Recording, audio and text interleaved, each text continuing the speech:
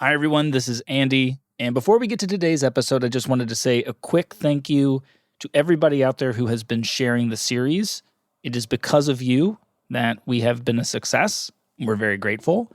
And I wanted to talk a little bit about our hope for the future of the press and share a recommendation with you. The field of journalism, it is no secret, is one with a checkered history. You can go back 200 years ago, and Thomas Jefferson was saying that the man who never looks in the newspaper is better informed than he who reads them. And the truth itself, he said, becomes suspicious by being put into that polluted vehicle. Pretty tough stuff, President Jefferson. And we know from polling that right now, again, much of the country shares a version of that sentiment, with trust in the media hitting a new historic low year after year after year. Here at Longview, we are working hard to earn back that trust. We aim to build a reputation of fairness and openness, and to do our part to forge a more honest and trustworthy press in the future. And one of the organizations that we look up to, because they're already paving the way forward for that, are our friends over at Tangle. Every day, Tangle publishes this newsletter and podcast where they summarize the most influential arguments coming from the right, coming from the left, coming from the center. And I think it's a genuine beacon for where our future industry can go. And this is not a paid advertisement. Tangle is legitimately someone who we have collaborated with in the past, and we hope to in the future. And as a part of that collaboration, Tangle is offering a 40% discount on a subscription to all of you who listen to the show. And so if you want to go check that out, please go to readtangle.com/invention. Again, that is readtangle.com/invention. I think you're going to love what they're doing over there. And again, thank you so much for listening. Now, on to the show.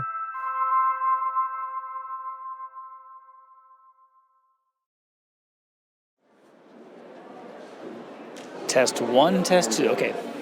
We are at the AI for Good conference in Geneva, Switzerland, and it is packed. This is The Last Invention. I'm Gregory Warner. AI is here, and you could argue that we're in a new reality where we need to recognize not just the pace, but the permanence of change. Back in the summer of 2025, Andy Mills and I went to this conference hosted by the United Nations. We are the AI generation. Called AI for Good. And simply put, the goal of AI for Good is to help solve the world's most pressing challenges using AI. Where, broadly speaking, the sentiments around the future with AI were pretty bright. And when you think about artificial intelligence, how does it make you feel? I'm excited about it. I'm very excited about it, yeah. I feel very happy to be part of it. And the theme of this gathering of world leaders and technologists was unlocking AI's potential to serve humanity. We are the generation that is determined, ladies and gentlemen, determined to shape AI for good.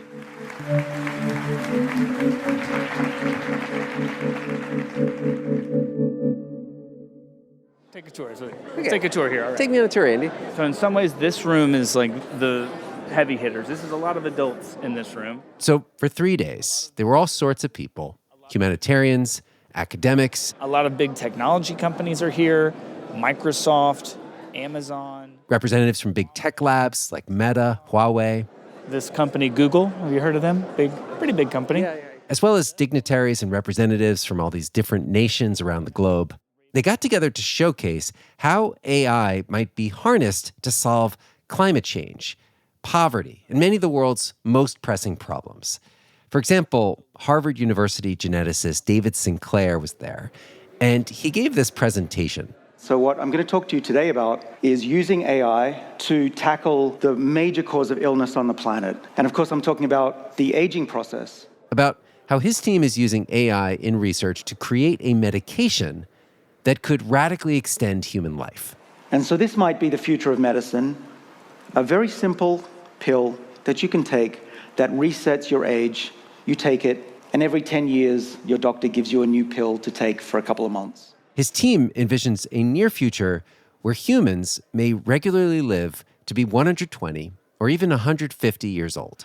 That's what we're aiming for. I can't promise we're going to get there in the next few years, but I can tell you that I can see how this future is going to happen very likely within our generation and certainly within our children's generations. This conference also had this convention hall where people could interact with some of the latest AI-powered robots. This is like the robot section. The rapid advancement of AI is truly incredible. It's like watching a fascinating story unfold. This is insane. There were robot tutors, robot teachers. All right, come on, little guy. Robots to assist the elderly and disabled. I'm being followed by R2-D2 right now. Is this like the future, basically? I hope so. Robots that could perform complicated surgeries. There were also specialists showing off the ways that AI might enable pretty sci-fi-like human enhancements. So the first headset is what you describe as a crown. This French neuroscientist there named Olivier Oullier showed off this kind of AI crown. I'm putting it on your head at the moment. That he actually placed on Andy's head. And before I activate, I have to ask you, do you allow me to monitor your brainwaves? I allow you to monitor my brainwaves. I trust you. Thank you. And he explained that with this crown, just sitting on your head, a person could move objects around on a computer screen using only their mind. So with this device on my head, you're saying that I can move a mouse on my computer or I could type out words just by thinking about it. Yes. So the first thing that you're seeing is your brainwaves here. These are my brainwaves. Yeah. Later, during this presentation to the whole conference, Olivier brought on stage a friend of his who has been paralyzed from the neck down for more than a decade. My dear friend, Rodrigo Mendez, the very first person ever to mind control. And they showed how wearing this headset, this guy was able to drive a car. And not just any car, a Formula One race car, simply using his mind. Well, I was sitting in this race car, and thanks to AI, my brain waves were converted into commands to the car, so I could accelerate, turn right, and turn left.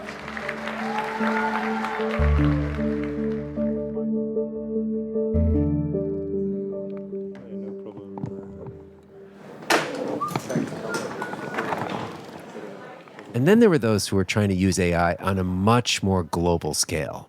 For example, we met this Dutch roboticist, Guido de Croon. I want to develop safe robots and physically safe robots, and that's why I focus on really small, lightweight, and soft drones. And he and his team are building these drones that are the size and shape of insects.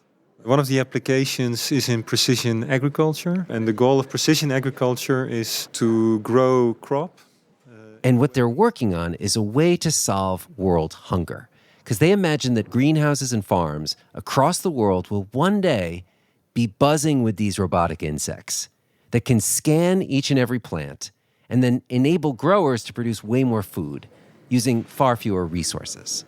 And so a single tomato plant, you know how it's doing, how much water it needs, how many nutrients. You know whether there's a disease or plague so that you can act quickly and prevent it to spread. Gather data about each plant. Yeah. And come back and have a specific plan for each plant, like how much water to give that particular plant. Exactly. And eventually, he pulls out one of these insect drones to show us. I'll switch it on. Like if you touch it with your hand. So if you want to fly fast, and it flew around the room like a little moth or a butterfly on these soft, gentle wings. It flies by flapping its wings, so it's very different from the kind of drone that people are used to with the propellers. And it was amazing. It could actually land on my open palm in this way that felt completely lifelike. Dude, this really feels alive. It's weird. I'm loving this guy. To me, it's really zen.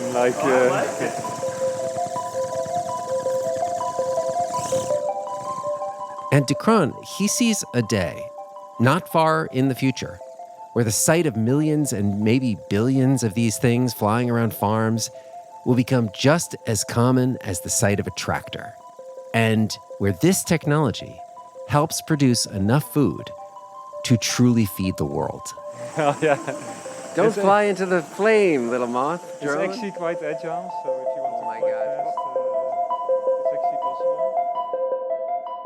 For today, the case that we should accelerate the path to advanced AI.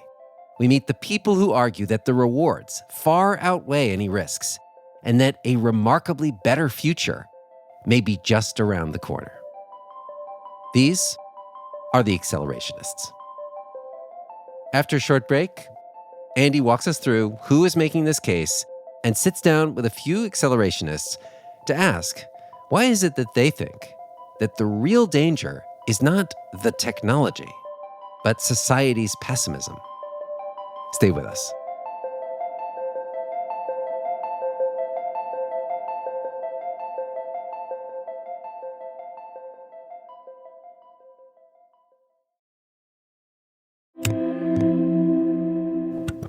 The Last Invention is sponsored by Ground News.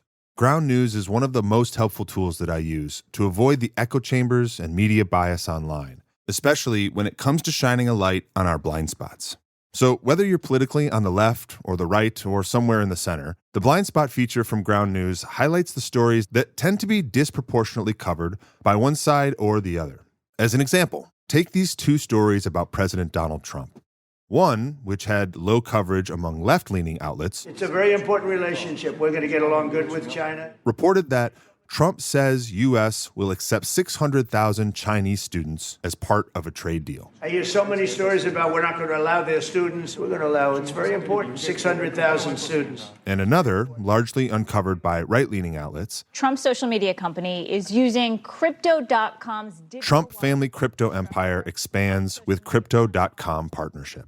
That's our transactional Trump family. Make some money when you can. By seeing which stories are amplified or ignored, depending on the outlet, Ground News helps you step outside the filter bubbles that shape most people's news diets, giving you a fuller picture of what's actually happening. I really think that if you like this podcast, you're going to like their mission. Go to groundnews.com/invent to get 40% off the same unlimited access Vantage plan that we use. You can even sign up to stay up to date with the biases in your coverage proactively with the weekly Blind Spot Report delivered directly to your inbox. This is a great way to support them and the work that they do because Ground News is a subscriber-supported platform. We appreciate what they're up to. We appreciate their support for this podcast. So go check them out and make sure to use our link, groundnews.com/invent, so they know we sent you.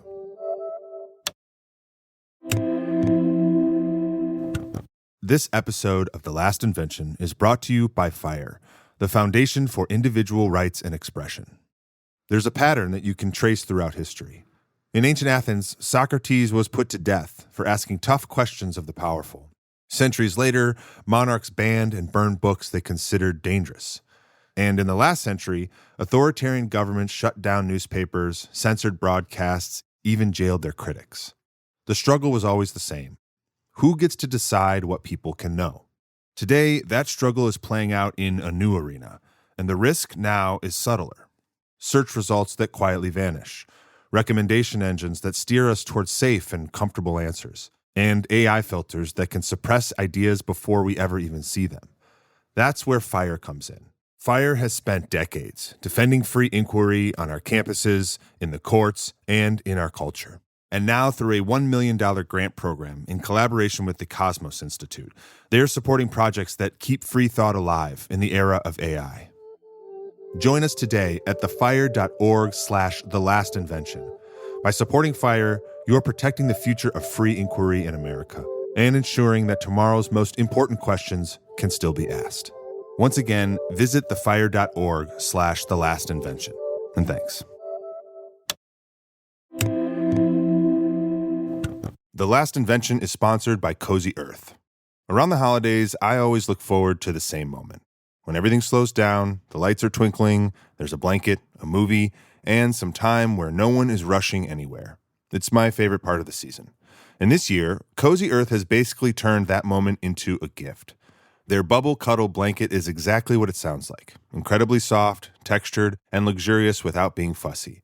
It'll become the go-to blanket for all your cozy moments. For fireside nights, for lounging on the couch, or for curling up and watching The Grinch with your kids for the 10,000th time. They also make these bamboo pajama sets that are lightweight and sleep much cooler than cotton. It's one of those gifts that people actually end up using every day, long after Christmas morning has passed. For the people in your life who are impossible to shop for, that don't really need anything, you're giving them an excuse to slow down and enjoy the moment. And one of the best parts, it's risk-free. Cozy Earth gives you 100 nights to try their products and a 10-year warranty. Although, once you feel them, you won't be sending them back. Right now, Black Friday has come early at Cozy Earth, and you can stack our code INVENTION on top of their site-wide sales for up to 40% off. These deals won't last, so start your holiday shopping today. And if you get a post-purchase survey, tell them you heard about Cozy Earth right here on The Last Invention. Wrap the ones you love in luxury with Cozy Earth. All right, so way back at the start of the series, we introduced this group of techno-optimists, often called the Accelerationists. The world as you know it is over. It's not about to be over, it's over. I believe it's going to change the world more than anything in the history of mankind, more than electricity. And while all of them are united in their optimism about the AI future, I've always believed that it's going to be the most important invention that humanity will ever make. A kid born today will never be smarter than AI. They do not agree about why we should be racing ahead. For example, if you look at the leaders of all of the big AI labs in the US right now, folks like Sam Altman, Elon Musk, and Dario Amodei. We are rapidly running out of truly compelling reasons why this will not happen in the next few years. They actually agree with the AI doomers and the scouts that AGI poses a serious and even an existential risk. But I do think it's one of the existential risks that we face, and it's potentially the most pressing one. But they've just come to believe that the best way to protect humanity is to build a safe AGI before someone else builds a dangerous one. Even if one company was willing to slow down the technology, that doesn't stop all the other companies. That doesn't stop our geopolitical adversaries to whom this is an existential fight for survival. This is the view that's essentially the only way to stop a bad guy with an AGI is a good guy with an AGI. We have to make sure that we're ahead of China and other authoritarian countries, both because I don't think they would use powerful AI very well, and because if we're not ahead, there's this racing dynamic. And yet somehow we have to also protect against the dangers of AI systems we ourselves build. Then there's this other group, also largely in Silicon Valley, who think that all of this AI danger and existential risk talk has been totally overblown, and they do not want to see the fear about AI slow down human progress. The thing that the technology industry does best is improve material quality of life. I think that we should accelerate as hard into that as we possibly can. I think the quote-unquote risks around that are greatly exaggerated, if not false. Why is all the worry about the technology going badly wrong? And why are people not worried enough about it not happening? This is where you get some of the biggest investors in artificial intelligence, people like Peter Thiel. Our entire civilization, our entire culture is predicated on accelerating technological change. And Mark Andreessen. Over time, net everything, technology has been primarily a force for good, primarily a force for progress. And basically you embrace it and support it and accelerate it as much as you can. And then you deal with the issues as they arise. And they view the fight for accelerating the AI future as one and the same as fighting for a better human future. I think the forces against basically technological progress, they're like the environmental movement I described. They're fundamentally, at some deep level, they're sort of anti-human. You know, they want fewer people and they want a lower quality of living on Earth. And I very much disagree with both of those. And then there's this whole other wing of accelerationists that are proudly socialists. These are incredibly powerful levers to create social transformation. For example, I talked to Professor Alex Williams, who teaches at the University of East Anglia in the UK. Think about those billions of hours of human lifetime and ingenuity and intelligence and sweat that are being wasted on these tasks which we probably have the technology now to automate. And he was telling me to just sit back and think about the fact that our society, as it exists right now, requires millions and millions of people to work at jobs that they find no meaning in, jobs that are dangerous, jobs that are boring, working in mines, working in repetitive factory jobs. And that would be a global social good if we could eliminate that work. And the idea that AGI could replace those jobs, that would be a liberating force for the working class, unlike anything that they've ever experienced in history. And the reason that this group wants to go fast is because they say that this isn't a hypothetical situation.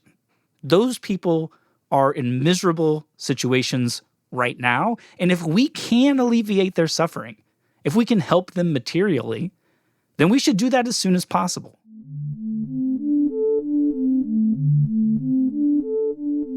And so to make the case today, I've spoken to two very different kinds of accelerationists with very different politics. The first is a legendary investor, an inventor, and the founder of LinkedIn, Reid Hoffman. This is perhaps the most important moment in human history, maybe past the invention of fire. Reid was one of the earliest investors and a former board member at OpenAI. He was a member of what is often called the PayPal Mafia alongside Peter Thiel and Elon Musk.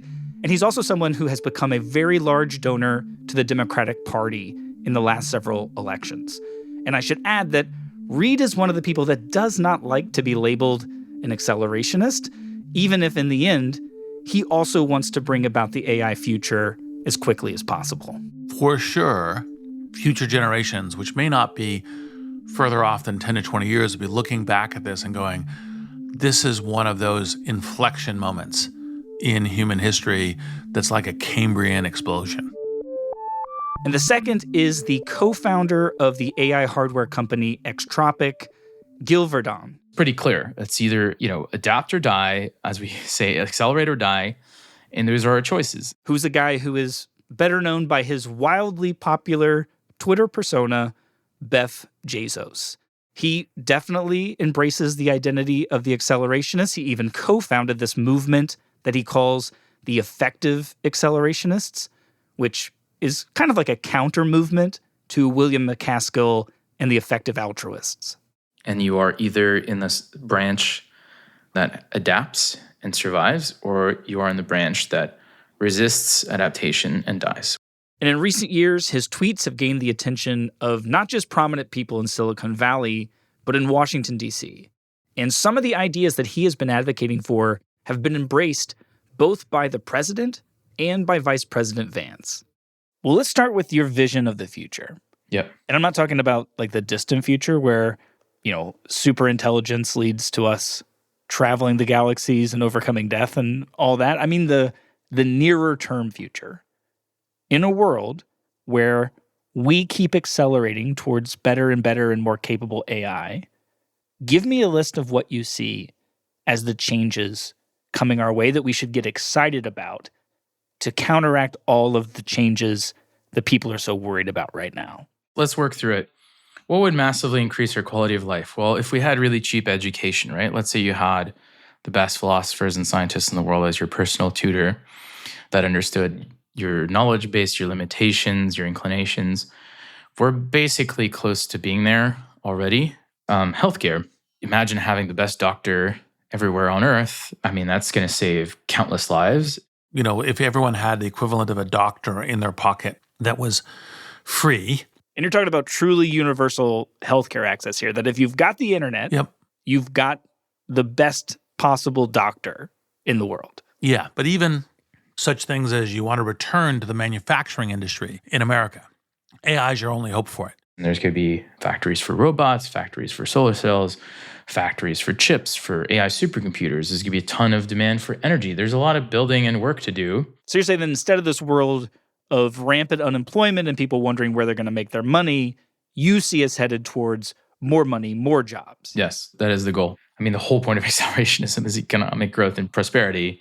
And so I think saying that the accelerated path is going to lead to less prosperity is literally antithetical to our core thesis. So that doesn't make sense. I think AI is uncategorically the best hope for accelerating prosperity. It will touch everything. And this is part of the thing when you get to the, well, why do you see such optimistic things for AI? The answer is everything that language touches will get massively transformed and amplified. And that's very core to who we are as human beings. And that is the real cost of having this sort of decelerative mindset, is that you miss out on huge growth opportunities. So we have a choice here. Do we reindustrialize? Do we embrace AI? We embrace AI compute in America and capture a lot of the prosperity that it will come with it? Or do we miss out and then our economy becomes hollow, right? That is the choice we have. So let's get into your project that you call effective accelerationism, this counter move to the effective altruists. I want to know why you came to see this as a necessary project. What is it that you were looking at? What inspired you to insert this bold-faced, unabashed techno AI optimism into the world back when you started it? Yeah, I was seeing a sort of pervasive and somewhat contagious pessimism throughout society. I mean, it was around 2021, 2022. Economy was kind of shaky. Everything was very uncertain. And I was seeing sort of the pessimists and the doomers being opportunistic while the world was undergoing a moment of uncertainty, of higher anxiety. They would sweep in and spread sort of negativity. And I was seeing sort of the movie play out where, actually most of Silicon Valley was sort of part of this effective altruistic camp that kind of kept mutating and then became the sort of AI doomer camp. And that sort of mindset was the dominant mindset at all the AI labs, which I knew would accrue immense power. And broadly, I saw it as a sort of bioweapon defense project, but it's a mind bioweapon. So you saw this as an act of defense. Yeah. This idea that in the face of mimetic despair and pessimism spreading through the internet, spreading through the culture, you're going to flood the internet. You're going to flood the culture with this mimetic optimism. Yeah, exactly. Well, to stay there just for another beat, it was from you that I first learned of this concept, hyperstition. This theory that an idea, often a fictional one, can become a reality because enough people begin to believe in it, and then that belief starts to dictate our actions. And you have tied this concept in the past to the rise of safetyism in American culture. I think when people hear safetyism, at this point, a lot of us think about Jonathan Haidt's work and about parenting and this idea that the fears that parents have begun to dictate the lives of their children and rob them of having a childhood. And in the end, that ends up harming them more in the long run than anything that might have actually happened to them. But in your case, you're saying that safetyism is actually everywhere. Absolutely. Every institution, essentially. Well, make that case. And what is it that you've been fighting? What do you think is at stake if we keep moving towards more and more safetyism? Again, it's like hyperstition, having beliefs about the world being in a certain state in the future amplifies its likelihood. And so I sought out to steer us towards an optimistic future by spreading sort of optimism so that people could realize these techno-optimistic futures. And clearly, this is throughout everything. This is the reason, unfortunately, like there's been enough of this sort of over-regulation that, we can't build anything in the physical world anymore. It's very hard to build housing. It's very hard to build railways. The medical field is highly overregulated. The cost of discovering drugs has scaled exponentially. The cost of housing is too high. The cost of education is too high. These are all sectors where there's been far too much regulation, and there's been this sort of, adding too much process, too many regulations, giving too much top-down control, too much top-down power to those that control these institutions. And in a way, the more you are scared, the more anxious you are, and you give up more agency, give up more your freedoms, you give up almost everything. You give up control to the centralized institutions and these committees, and you give up your power. And so, again, anxiety is a state where usually you're inclined to take action to reduce uncertainty about the future. And so, by inducing anxiety, it serves those that are trying to kill variants because it feels like appeasing. It's like, if we let you be free, then there's a potentially very bad outcome. Let's focus on that very bad outcome. Never mind the upsides and your freedoms and so on. Let's focus on that very bad outcome. Give me control, give me power, and I will keep you safe and you'll feel at peace. Mm-hmm. But until then, I will keep beating this drum that you are not safe. You should be very afraid and you should give me power. And so we had to change towards a culture of techno-optimism, of encouraging variance, encouraging exploration. Let's reimagine how we do everything. Let's reimagine every institution. We have to adapt. And so the choice was pretty clear. It's either, adapt or die, as we say, accelerate or die. And those are our choices. And so we chose to accelerate. And part of that was fighting sort of the pervasive doomerism that was, again, instrumental to the same old people that want to centralize control, kill variance, and accrue power. And there's always an argument to be made that there are risks, right? There's always. But people tend to underestimate the reward, especially given that it is exponential, right? And our brains can't quite fathom exponential rewards.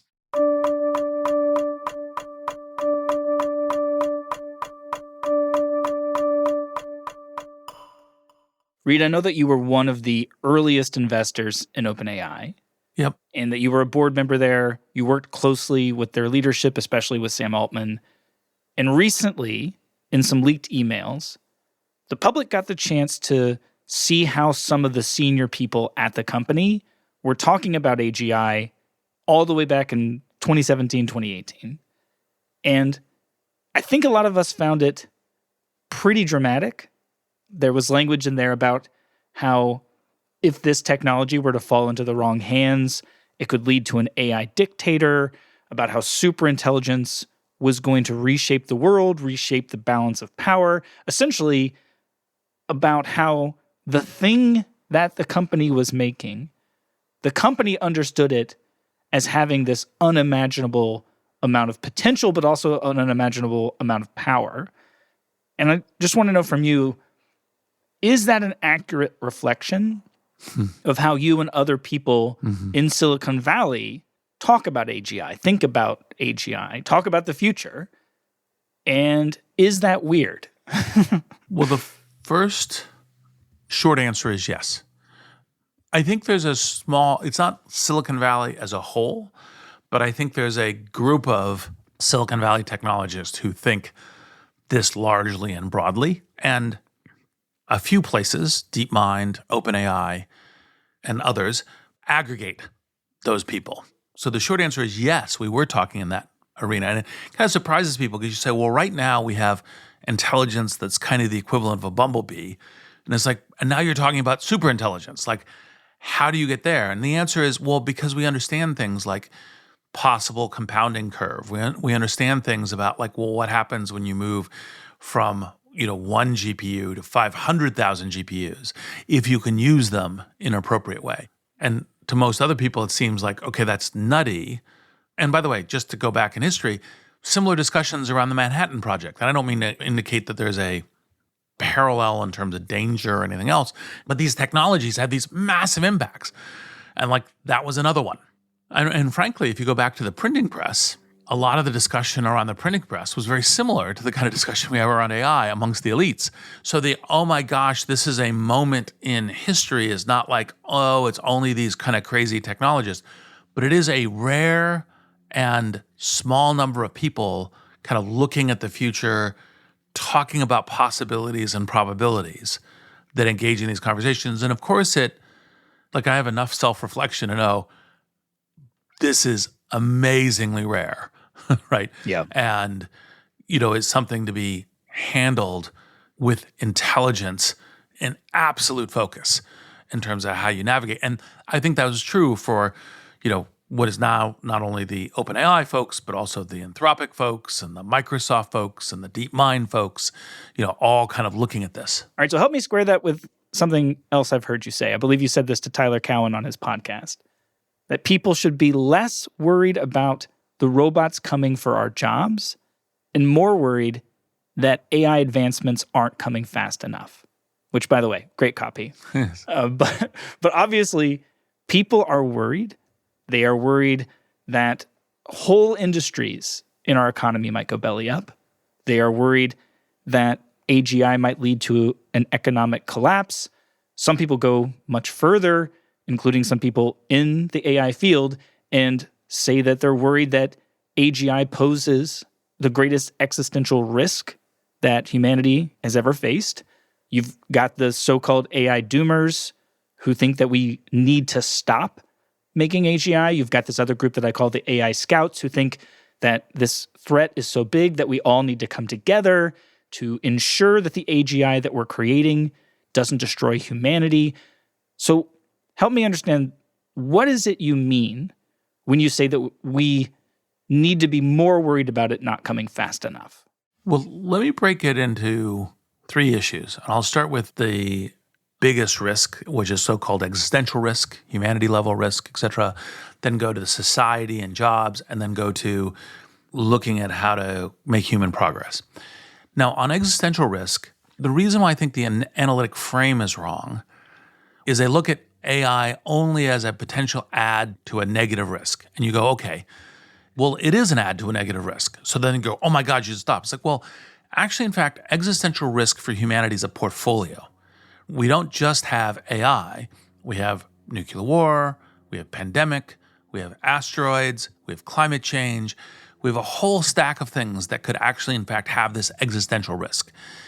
And so when you think about a particular intervention, you don't just think, does this one thing add a negative? It is, what does it do to the whole portfolio? Even when you look at superintelligence, I go, okay, yes, there is an added negative risk, but I can also see ways that at a superintelligence, they could add very positively to all of these other risks. Mm-hmm. Like, yes, there is a scenario in which somehow natural law of physics or somehow us fucking it up, we fuck it up, right? Mm-hmm.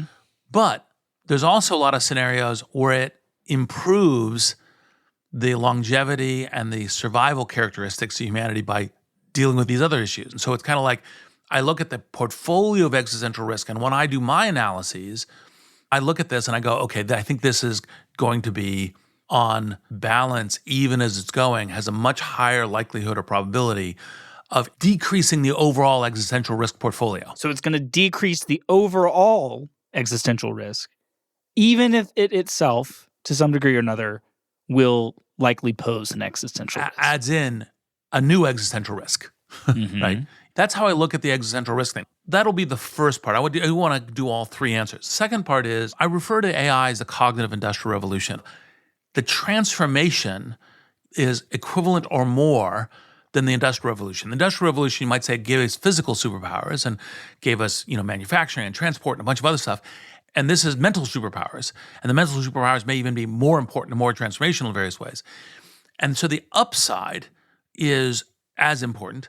But by the way, the transition is very difficult. I don't think there's any way that we as human beings and societies go through these transitions without a lot of difficulty and turmoil and chaos. But the upsides are possibilities of, like, for example, I co-founded, Manus AI with Siddhartha Mukherjee for trying to do drug cures for cancer and other kinds of things. Like, the upsides are just spectacular. Now, this gets to the last question, which is kind of part of the reason I broke into third, is part of what I think you have to be is kind of like, as a student of human beings, the progress of technology, of societies, of industries, how do we operate as human beings? And the answer is, we divide into various groups. But what that means is, once you're kind of the intellectual fascination usually tends to be like, oh no, we get in a room, we all talk, and we all agree, Mm-hmm. right? And I have never seen human beings do that about anything significant. And by the way, you'd think we could do it for climate change, where you could see more simple physics, and we don't do it there either. So the theory that we're simply going to go sit in a room and talk and all agree, for example, of an existential risk or of a job transformation risk, and then since we all agree, we're all going to massively slow down and stop doing things, that's never happened in human history for things that are even much more visible. So that, as a pipe dream for the conversation, doesn't actually, in fact, yield the results you hope for. So you're saying that you can wish that human nature was otherwise, but the truth is that we're just going to have to admit that we are competitive and we're disagreeable and this is how we work, and therefore we're not going to get together and solve all of the problems that AGI might pose. Is that about it? Yeah, and you can't just pre-think it by sitting there and going, I imagine how all this is going to work, because you actually don't know what the landscape is. Like, for example, if you said, before I'm going to deploy a car, I'm going to think of every possible thing to go wrong and prevent everything. And you're going to end up with a thing that goes at 5 miles an hour, has 6 feet of armored plating, et cetera, and it's just not going to work. And that will never work. And then someone else is going to go build other things that are going to be there. So you have to be iterating, kind of iterative deployment and be thinking about it and navigating as you're kind of going. I'd love to ask you what you make of the camp that I call the AI scouts, the people who agree with you that the AGI future would be awesome, would be ideal. The people who also want all of the great stuff that you want to come our way, but who say that to get that without destroying humanity, that we're first going to have to really solve a lot of problems, that we're going to need to invest in AI safety research and alignment research and control research, because this is, a really serious problem. Why aren't you with them? Like, why not take the acceleration part seriously, but also the getting prepared part too? Yeah. Look, I'm happy there's people that are doing AI alignment research, but I don't want there to be a sort of cottage industry. If you say every corporation needs an AI safety department and you're an AI safetyist, you're kind of arguing for your own paycheck. And it's not clear to me the utility of these folks yet. And it's not clear to me that the research has gone far enough and whether it is of extremely high utility. I just don't agree that we should plow all our capital towards this research. And again, you're trying to steer a moving target. And so, it's just like, I just don't think it's an effort that's going to yield outstanding results in terms of our ability to control AI. I think that the real driving forces are sort of the market forces and geopolitical forces. So just so I'm clear about what you're saying, you don't think their project is going to work? That trying to do something like ensure we have total control over AI is what? Useless? Is a waste of time? It's a subtle argument. I think you will have some control knobs, but just not as many as people want, essentially. And that's just an argument about complex systems, and it's very difficult to have control over really, self-adaptive complex systems. It's just like the economy, right? Like, we don't control the economy. What we control is, for example, the interest rate, right? Like the discount factor over time. And with that knob, you can actually, do some stuff. And we might have that for rewarding certain behaviors with AIs, and that might do something. And that's great that we do research there, but I just don't think we'll have control forever over these systems. And, I do think that markets and capitalism are far superior technology for aligning incentives than sort of top-down prescriptions. Of course, you need a bit of both. You need some legislation, you need some market incentives, but because it's such a moving target, I think right now, I don't think most of the capital should go towards AI safety research. Some of it should go to AI safety, but I think there's already a good amount going into it. To go back again to your time at OpenAI, did you ever feel, as I've read Peter Thiel said, that the company had an effective altruist problem? That, especially before Dario Amodei left, there were some people there who were too afraid of the risks of AI, that there was too much fear, and that fear at times would get in the way of the company's broader mission? Yes, in a couple of different ways. I do think it was moderately too much fear by some individuals. And by the way, you still have that element. Like, you have, Geoffrey Hinton, winner of the Nobel Prize, going around saying there's a 60% chance that AI will extinguish humanity, which I think is, frankly, completely incorrect. And that, by the way, induces panic and concern and causes you, as always with panic, to navigate in crazy ways. And I do think that part of what's happened is people have gotten more of a sense of, actually, in fact, we have more controls over this. We can steer in some ways, and there's a lot of really good upsides. So I think it's still there as we must get this right, and is not an effort to kind of say, hey, everyone, I'm so important because I'm working on something on the humanity level. And more, I'm really trying to navigate this the right way. Well, because you just mentioned Geoffrey Hinton, I've had the chance to speak with both him and Yoshua Bengio, and they were not subtle with their opinions or their concerns. Bengio went as far as to say that he has regrets about the work that he dedicated his whole life to, and that he's worried about the future of his children and his grandchildren. It was a very intense thing for him to say, a very dramatic statement. And I want to ask you, when you hear scientists like them saying stuff like that, ringing this alarm and trying to get the public to come up with ways that we can ensure our survival, what do you make of that? So look, I always respect super smart people with criticisms. When the Manhattan Project was created, some of the people who created it thought that when you exploded an atom bomb, it would break the Earth's crust and turn us into a molten globe. So scientists are not always correct about things. And I think that part of what Joshua and Jeffrey think is that this should be done through university science. And part of atmospherically what makes them nervous is being done through corporations. And so it's like, well, they can't be thinking about safety the right way. They can't be serious. They have a profit motive, et cetera, et cetera. But by the way, the only way this kind of scale compute gets created is by companies, not by kind of universities. Now, that being said, I think that their theory of how human beings and human ecosystems work is incorrect. And I think it's the people get together in groups, they build stuff, they compete with other groups. There's even competition, of course, within academia. So I would go back to the question of, it is a very good thing to be doing safety and alignment stuff. The work is to add in to the current progress on these things, how to make that happen within the framework of where we're going. That the theory of going around and going, we should just tell everyone to stop, is a theory that doesn't work. And matter of fact, is in a sense, sadly destructive, because if anything, it just creates conflict around it in the groups that care about it. Like you could almost run this kind of 2x2 matrix about what is like, people care about humanity, people don't care about humanity, people will listen to your message and slow down, people won't listen to your message and won't slow down. By going around and going, bah, you should all slow down, only the people who are aligned with your point of view are likely to slow down, and the other people are not likely to slow down, and therefore, you're having a dystopic self-defeating. Interaction. Yes. Yes, right. And so the point is to say, actually, in fact, the good dialogue, the good discussion is, how do we steer this better? Like, what is the ways of doing that? And just contributing to it. And it can't just be the, well, shift control to me so that I do it. Mm-hmm. It's like, that's not a compelling answer, right? For any individual.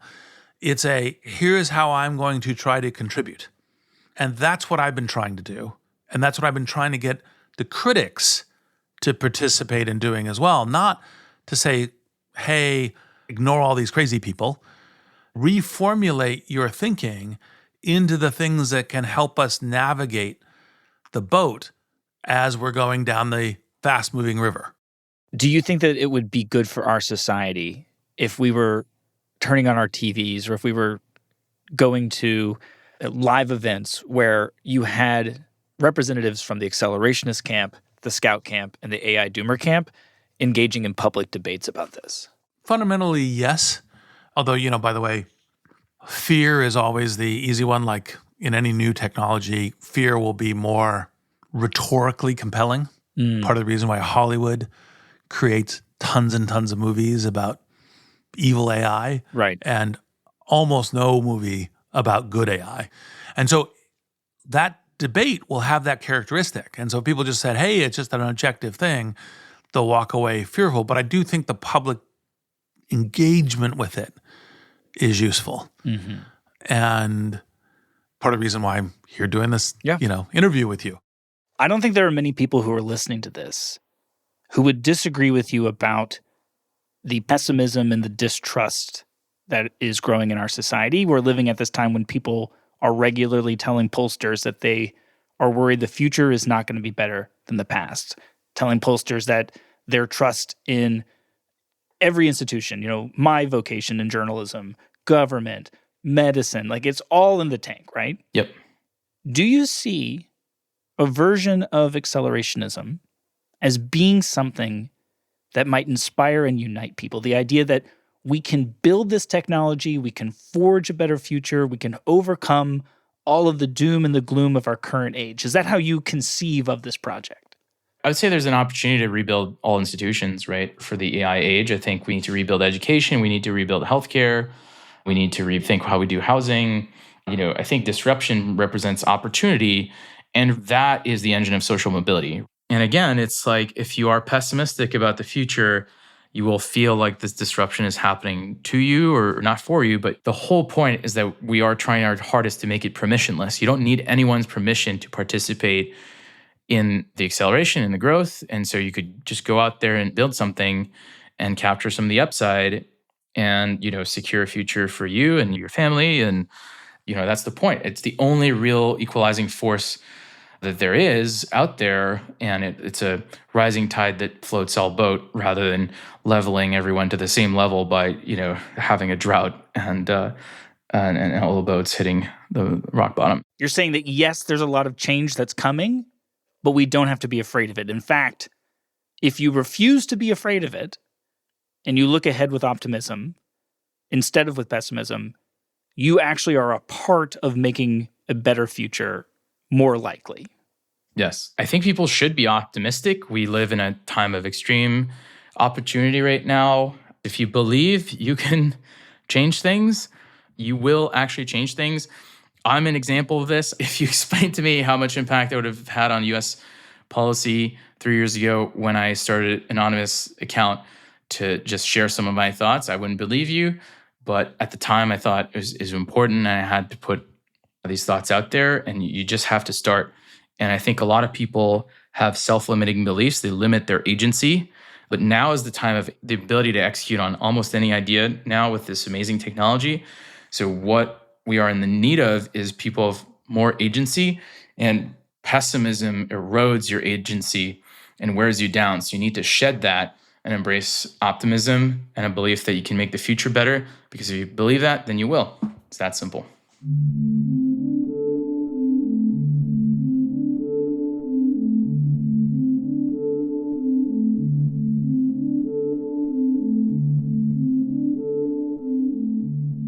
So I want to go back to this idea of a transformational period that you think is coming our way, because you compared this to the Industrial Revolution, and it is hard to summarize just how impactful that transition was, how tough that transition was, where, yes, we got the train and the car and electricity and the radio and eventually the airplane and all these amazing technologies.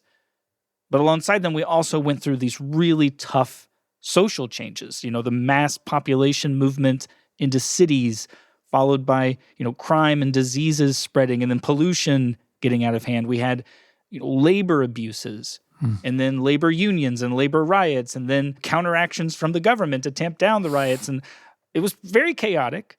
Eventually, you would get the rise of socialism and communism, and pretty much all the stuff that we fought world wars about in the 20th century comes from this transition. Are you envisioning that kind of a tough transformation coming our way? Is it that dramatic? I hope not. It's certainly not impossible. And that's part of the reason why I'm focusing on them. And part of the reason why I'm saying, look, we have tool sets that are better, including AI itself, for this transition. Like, I think we've learned lots of different things in these transitions. One is, can we deploy the tool sets to do that? Another one is, what Roosevelt was doing with the New Deal. It's like, okay, what are the things that we can do in order to try to make these transitions less painful, shorter, only smaller percentages of the population any particular year, et cetera, as ways of doing it. And that's part of where the dialogue and the focus should be around this.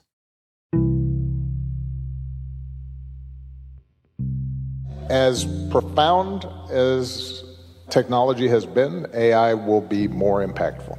As we gather this afternoon, we're still in the earliest days of one of the most important technological revolutions in the history of the world. This AI revolution is not made up. It's not overhyped.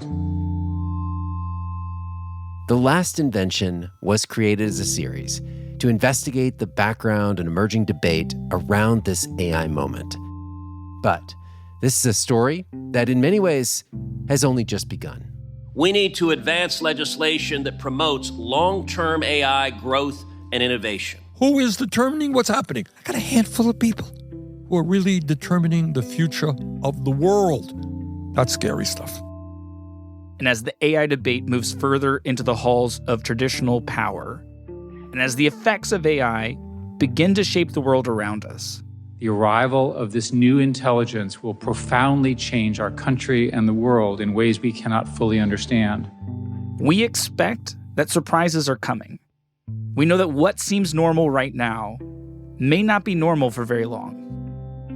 And so going forward, we're going to be speaking with the people who are grappling with exactly how to understand, how to harness, how to regulate, how to adapt to this emerging technology. They hail it as the greatest breakthrough for humanity since the Industrial Revolution, maybe the printing press. From lawmakers. Of course, it will also make them additional ungodly sums of money, but that does not seem to explain the near religious fervor of AI's loudest advocates. To skeptics.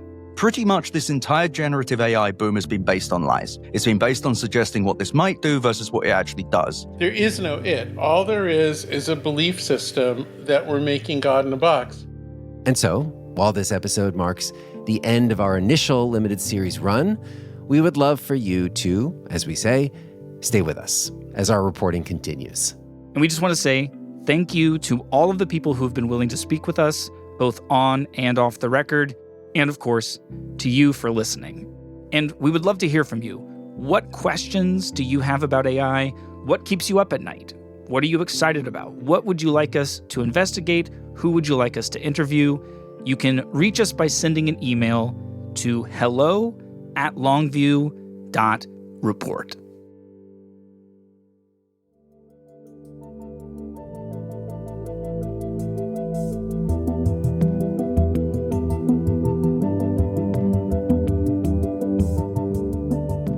The Last Invention is made by Longview. It's produced by Andy Mills, me, Matthew Boll, Gregory Warner, Andrew Parsons, Megan Phelps-Roper, Seth Temple Andrews, and Ethan Mannello. Special thanks to Carmen Hilbert and Jonathan Farber. Music was composed by Scott Devendorf, Ben Lands, Kobe Beanert, and me. Scott and Ben have put out a soundtrack. You can find a link to that album in our show notes.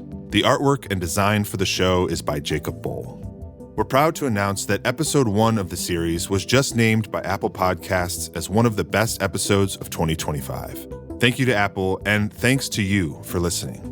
We hope you'll continue to share the show with your friends and community as an introduction to what might be one of the most consequential conversations shaping our future. For everyone out there already supporting the work we do, we are deeply grateful. It is because of you that making a series like this is possible. If you would like to become a supporter and learn more about our team, visit us at longviewinvestigations.com or click on the link in our show notes to become a subscriber. We will be back soon.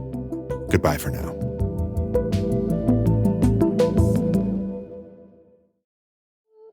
This episode is sponsored by Ground News, the app that helps you spot media bias and see a broader picture of the news shaping our world. Get 40% off their Vantage plan at ground.news/invent.